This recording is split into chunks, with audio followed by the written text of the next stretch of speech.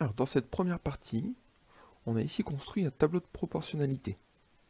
Donc vous voyez en entrée une série de 10 nombres qui ont été choisis aléatoirement.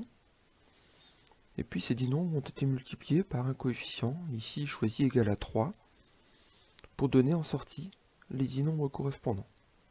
Remarquez bien, si je prends 2 en entrée, 2 fois 3 ça donne bien 6. De la même façon, 93 fois 3 ça donne 279, 70 fois 3 ça donne 210, etc. On a donc bien un tableau de proportionnalité. L'objectif de cette activité, c'est d'essayer de placer ces nombres d'entrée et de sortie dans un graphique, en prenant en abscisse l'entrée et en ordonnée la sortie. C'est-à-dire que je vais commencer par placer le point d'abscisse 2 et d'ordonnée 6. Je place ce point, regardez, ce point était placé, en abscisse je suis bien à 2, et en ordonnée je suis bien ici à 6. Alors vous faites confiance au logiciel pour la précision du placement du point. Je vais placer le point suivant, le point de coordonnées 93 279. Le voici, 93 279, je suis presque à 280. Puis je continue, le point de coordonnées 70 270. Le point 72 216, etc. Je place au fur et à mesure les autres points du tableau et je regarde un petit peu ce qui se passe. Le point 45 135, etc. Voici, j'ai placé tous les points du tableau et je suppose que vous avez déjà fait une remarque. La remarque étant évidemment la suivante, ces points semblent tous alignés, et même mieux que ça, puisque si je trace la droite qui passe par tous ces points, je remarque que cette droite passe également par le point de coordonnées 0, 0, c'est-à-dire le point qui est l'origine du repère. J'ai maintenant choisi de changer le coefficient de proportionnalité, c'est-à-dire qu'ici, j'ai une nouvelle série de 10 nombres, et j'ai multiplié par 2, pour que 32 donne 64, etc. Et de la même façon, je vais placer mes nouveaux points dans le repère. Donc je place le point de coordonnées 32, 64, 63, 126, 1, 2, etc.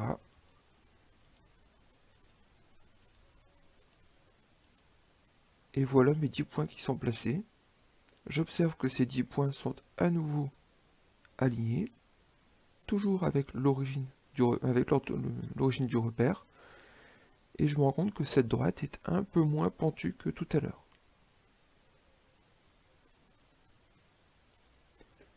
Si je refais le même exercice en prenant un coefficient moins 1,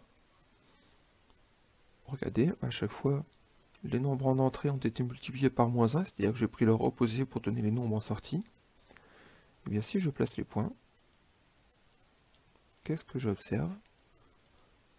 On a toujours le même type de conclusion, c'est-à-dire que les points sont alignés avec l'origine du repère, mais cette fois-ci, cette droite, au lieu de monter, elle est plutôt en train de descendre. Elle est passée dans la partie inférieure du repère.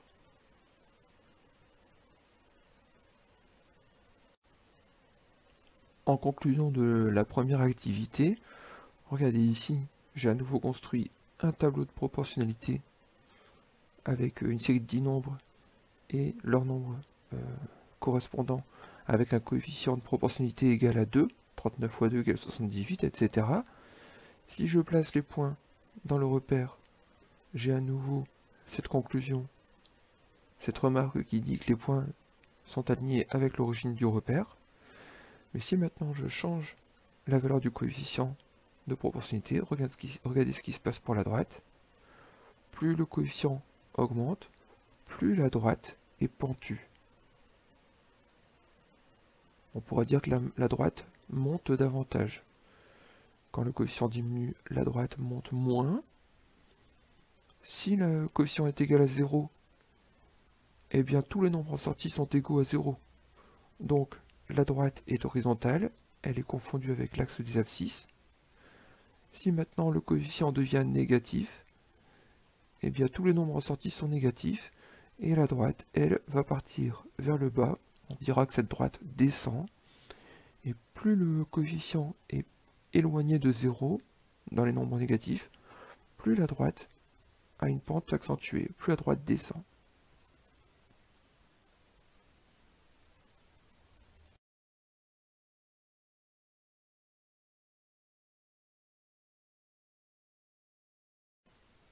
Avec cette activité, on a conjecturé une propriété, c'est-à-dire qu'on l'a observée, mais on ne l'a pas démontrée. Cette propriété sera cette année admise.